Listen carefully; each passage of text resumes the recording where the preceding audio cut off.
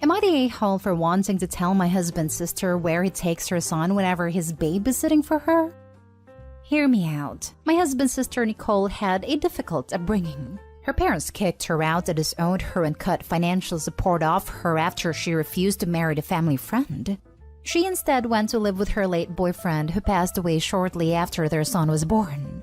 My in-laws kept pressuring Nicole to let them meet their grandkid, and they harassed her to the point where she got a restraining order against them, and that's when they stopped.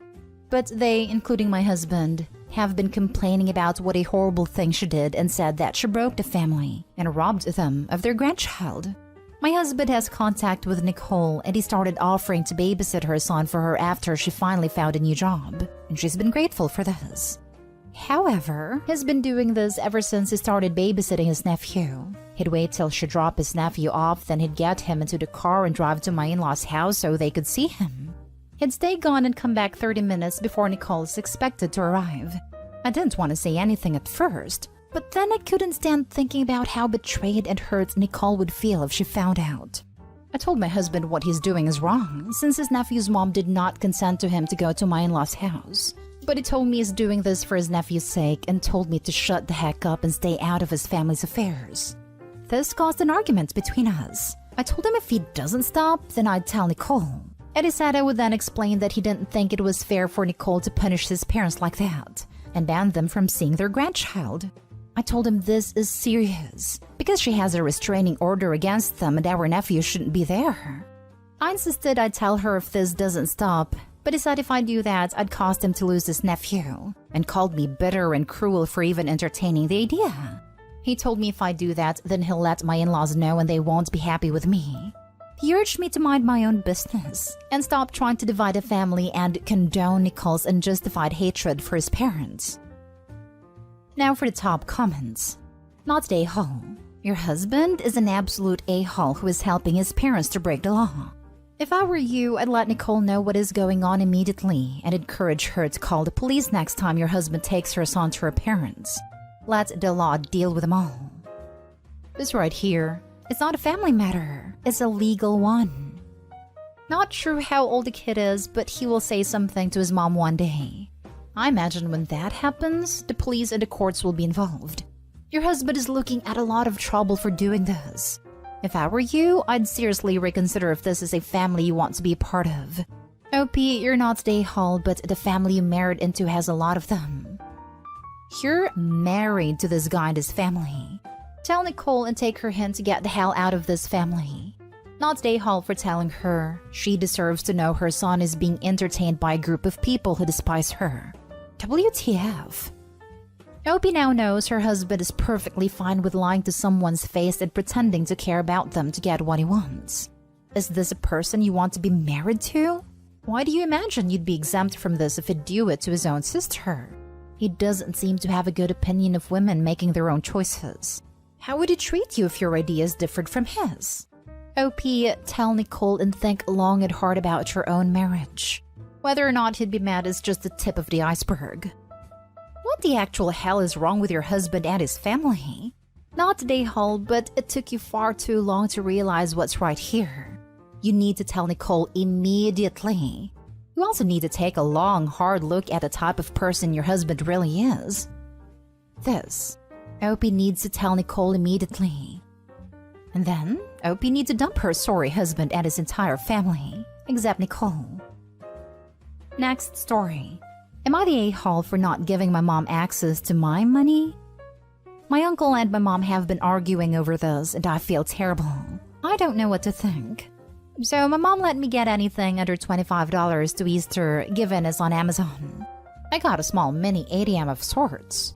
It has a 4-digit passcode and makes noise when someone attempts to open it, and even louder if you fail. Plus, it automatically sucks in your money like an ATM would. I had been looking at this for a while, saving up my allowance and planning to get it. Since it was under the price range, so I asked and she got it for me. It came in yesterday and I put the batteries in, set the code and already put the money I had in it. I get a $10 allowance, and if I do certain tasks, I get an extra $10 to $20, which is only about $10 right now.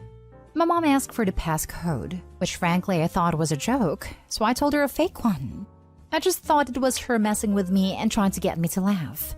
She came home today and did her inspection of my room. I have been spending the past few days working on the rest of the house, so I haven't gotten a chance to. I didn't think she would try anything, so I continued making myself some sandwiches for late brunch. It was 10 a.m. I couldn't care less. Then I heard the noise it made when you failed the passcode. I tested it night prior just in case, and rushed to my room. What I see is my mom trying to get into it, then turned to me and glared. "You told me the passcode was 1234. Why isn't it working?" I was confused and taken aback. Like, who expects this from their mom? I got upset as well and yelled at her to get the heck out of my room and away from my money. She left in a huff, and when my uncle came home, he got his ear talked, practically yelled, "All for it." He says I shouldn't have lied, but I didn't have to give her the passcode. Now those two are arguing and I feel really bad for causing it. Am I the a-hole? Not the a-hole at all.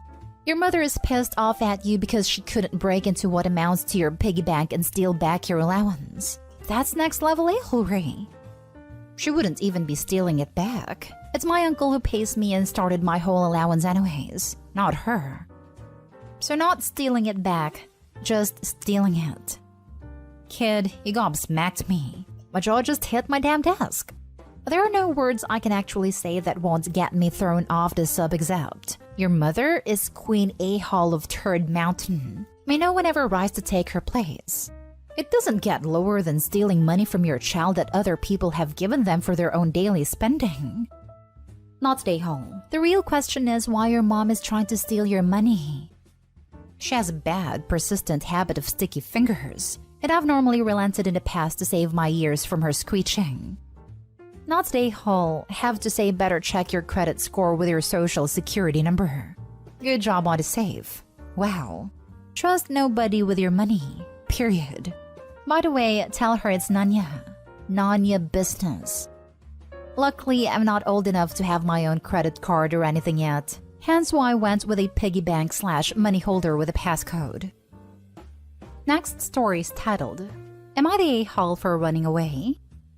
My 20 female used to live with my mom, stepdad, and stepsister was the same age as me.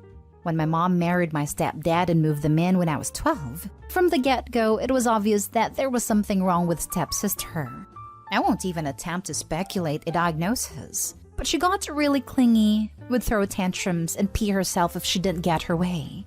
Also, she couldn't regulate her voice. It would just blurt whatever she was thinking and touch or take whatever she wanted. Basically, she has zero self-control or awareness. I talked with my parents about getting her into therapy and getting her a diagnosis, and I was scolded and grounded for bullying her, because that counted as bullying for them, so I never brought it up again. But she latched onto me and it ruined my life.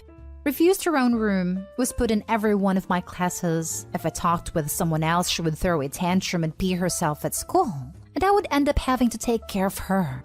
If I was invited somewhere and she wasn't, I wasn't allowed to go. The only thing I had was swim team because the coach took pity on me and allowed her to join, so I could participate.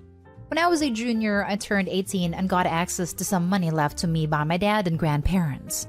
That's when I made a plan. I got a P.O. box and didn't tell the parents. They told me that I will be going to the same college as my sister and I didn't argue, and used the P.O. box to apply to other colleges. I got into the farthest one I could get into. Last summer after graduation, I bailed in the middle of the night. I only took sentimental things and left everything including my phone. I left a letter and another with a neighbor so they wouldn't file a missing persons report.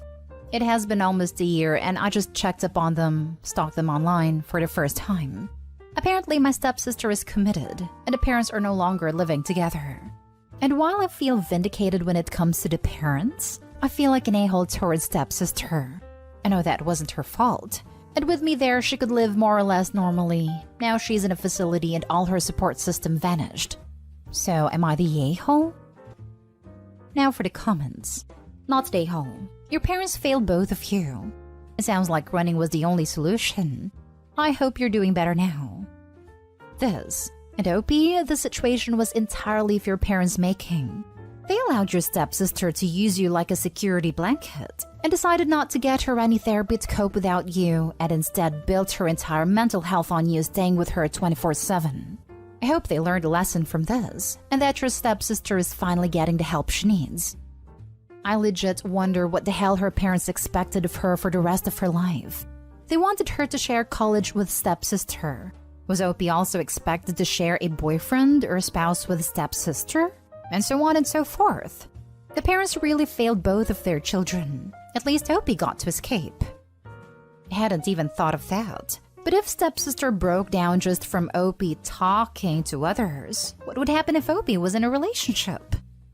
Not stay home. First, the idea of running away from home when you're a legal adult is absurd. You didn't run away. You moved out. Now on to the other stuff. It was the responsibility for stepfather to protect his daughter and ensure she was properly taken care of. He failed his duty as a father. It's also the responsibility of your mother to protect you. To that end, she should have recognized that your stepsister had a problem. It was interfering with your own growth and development with her clinginess and keeping you out of school activities because she refused to allow to do anything without her. Your mother should have insisted to her husband that your stepsister got proper care. They both failed their children. They lost you, forced your stepsister to be committed so she has no one, and destroyed their marriage. This heap of failure belongs to them, not you. You have no legal or moral responsibility to your stepsister. Although perhaps it might be helpful if you had some contact with her, but I would talk to her caregivers first. It might be nice if you could write letters to her or visit her occasionally, or perhaps that would exacerbate her clinginess. It depends on where she is in therapy. As I said, talk to her caregivers and see if such contact would be helpful and appropriate. But of course, whether you choose to have contact with your stepsister at all is entirely up to you. As I said, you have no legal or moral obligation to have any contact with her. I don't think it's a good idea to advise a stalking victim to re-establish contact with a person who has fixated on them. The stepsister is where she needs to be. Any type of contact, including pity, will cause a resurgence of interest. Source: been there, done that. Let the professionals handle it. Not stay home. And it's suspicious that your stepsister got committed after you moved. You are adult in college, so I wouldn't call it running away. It seems like you were forcibly assigned to be the caretaker of stepsister, and that was basically the only reason why your stepdad and your mother were together. You did nothing wrong. You just protected yourself and your future from being forced to be your stepsister's lifelong caretaker. Good for you, OP. May you recover the life that you were forced to give up. What I got from a neighbor is that she couldn't take it when I walked away that they had to get her committed. Now for the last story. Am I the a-hole for sleeping in a guest room and locking the door after my boyfriend kept tampering with my alarm and causing me to miss work? My boyfriend 30 is a prankster by nature. You'll always find him laughing about anything and pulling pranks on everyone. He broke his arm 2 weeks ago because of a prank, and as a result, he'd taken time off work and is home all day. Unlike me, as I work long hours in a very stressful job. He started complaining about feeling lonely and asking me to skip work so I could stay home with him, but I refused. He started tampering with my alarm by waiting till I fall asleep, then take my phone and mess with my phone clock, causing me to wake up an hour later and missing a day of work. I'm a heavy sleeper and I need my phone alarm to wake up. He'd laugh at my reaction every time, then ask, "So, what are we doing today?" It affected my job. And when I learned that it cost me a potential raise because my boss wasn't happy with me, I just couldn't stand it and had a fight with my boyfriend. I moved a mattress and my stuff to the guest room and started sleeping there while the doors locked. He couldn't believe it and pitched a hissy fit about how distant I am when he needs me near. I told him until he stops tampering with my alarm and causing me to miss work, I'll just stay in the guest room for now. He said I really overreacted, and this was just some teasing/pranking that I'd taken too seriously, but I refused to negotiate it. He begged that I move back, but I refused and told him he's being irresponsible and whiny over me having to work. He's fuming over this and been saying I'm making his recovery worse. Am I the a-hole? Not stay home, but you need to break up with this ridiculous person. He's endangered his own employment due to his pranks, and now is actively sabotaging your career. He's 30 damn years old. This is unacceptable behavior. Do you really want this person to be your partner in life? This is not the first time I've seen posts about people asking their significant other to just miss work or making them late on purpose. But WTF? The second my significant other or anyone else did that, they would be out of my life. This is livelihood. What kind of entitlement does this person come from to demand it for someone to miss work? Or does the rest of the world live in some magical universe where you can just skip work whenever you feel like it?